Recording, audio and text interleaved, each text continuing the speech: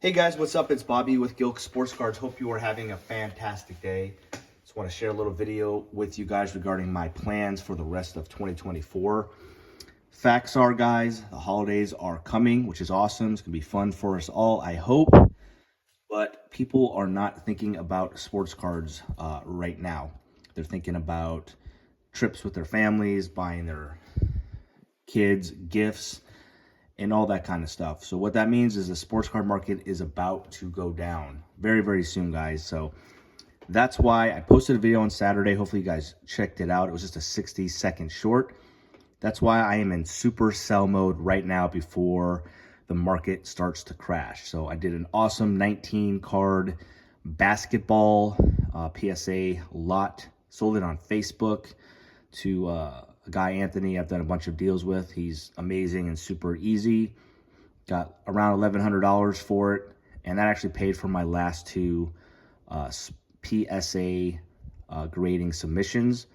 So I have a bunch more cards that I'm working on selling right now, but that's pretty much on, as you see in front of you, like with Cam Whitmore and some other players as well. I'm kind of playing with house money because the grading fees were already paid for regarding this deal I made with Anthony this weekend. So basketball starts in a week. The hype is real. This is the best time to sell, guys, right now. Just think about football, and I've said this many times on numerous videos, but you know, right now the only quarterbacks that are, or even you could say players that are hot in the sports card market, are Mayfield and Darnold. And if you were smart enough to buy those guys before the season start, then hats off. But you should be selling their cards right now. Every other quarterback, just think about it. Young, Levis, even Stroud, guys, he's played really good, but his cards are actually a little bit down since the season started because there was so much hype behind them already. You know, Burrow had a nice week last week, but still down. Herbert, Mahomes, hey, they haven't lost a game, but he has not really throwing a ton of touchdowns. But anyways, you get my point. Nico Collins, you know, was looking great. All of a sudden he gets hurt. Puka's hurt. You know, it's just, you know, Devontae Adams, trade rumors. All the cards are pretty much down. So I'm not making that mistake with basketball. And I didn't make that mistake with football. I sold every single card except one or two. The only guy I kept was Justin Fields because his stuff was so down before the season started anyways. And he's played well, but, you know, he's not up all that much.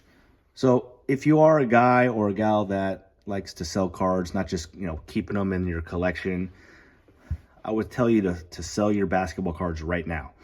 Is there a chance one or two of those players are going to go off? Yeah, one or two probably will go off. You're never going to be perfect.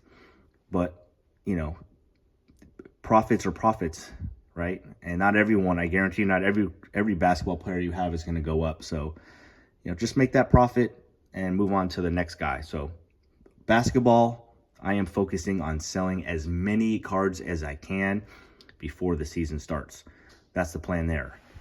So besides that, what's the plan for the next couple months for me? Well, it's no more buying basketball. It won't be, unless there's some crazy deals on Wemby that I see, or some like good-looking raw stuff, just because I do still believe in him. I think he's going to have a pretty good year. Probably for the most part, I won't be buying any more basketball cards. Now, if somebody goes off the first week and his cards are still on the cheap, because you hear my dogs barking, sorry, I might buy a couple, but again, staying super low with basketball. Football, you know, guys, like I said, are kind of down right now. So, not particularly right at this moment, I'm not looking to buy, but like I will start in probably a month or 6 weeks to start. You got to start looking at teams that are looking really, really good to make the playoffs, and then start picking off some of their players, especially quarterbacks, before they get into the playoffs. Because if they make a little bit of run or just even win the first playoff game, their cards start to go up. So I'll start looking at that in 4 to 6 weeks. The focus right now is honestly nothing. I've actually bought in one card in the last 6 days, which is crazy for me, guys. I'm usually buying 3 or 4 cards per day. But again, didn't want to get any more basketball. And with the baseball playoffs right now, people are still kind of thinking about baseball. But by probably November 1st, that is when I'm going to start going gung-ho on buying baseball cards. So that will be my focus. Baseball, baseball, baseball. If you want to talk players, I have a list. I'll share a few, which you guys have heard a little bit before. Pete Crow Armstrong. I always pick one player from my beloved Cubs. I do it every year that I invest in, during the holidays with hopes that they go off the following year. So Pete Crow Armstrong is my guy this year.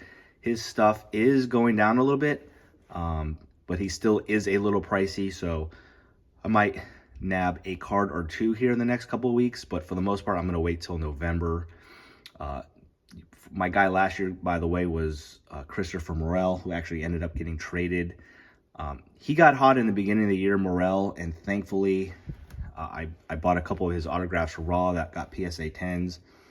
I think I got 4. I sold 2 of them for pretty good coin and kept the other 2 because he was my favorite player on the Cubs. So I could have done better, but even though he had a so-so year, he batted like just barely over 200, but had a bunch of home runs and steals. He's on Tampa Bay now. He's got potential. I still got a little bit of his cards. It's all good. But I'm going PCA this year. And a couple other guys I'll share is Ethan Salas, who's the #1 catching prospect for the Padres. He's one of the youngest players in the minor leagues. He's a top 100 prospect. I think he's top 25, could be honest with you. He had a so-so year this year. He was one of the top chases a year ago on a Bowman product. And again, his stuff is down a little bit. There's a little talk. He's probably 2 years away from being in the majors, but there's some talk that he has a shot next year. So while his market is down, I'm going to start buying his cards. Again, about November. Another one is Wyatt Langford. He had a tough year, and he had tons of hype last year before the season started.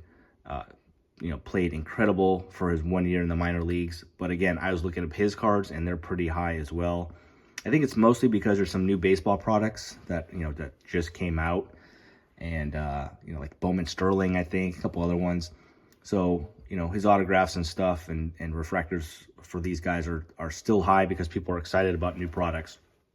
But that's another one. I got about 6 or 7 other guys, which I'll share with you in a video down the road.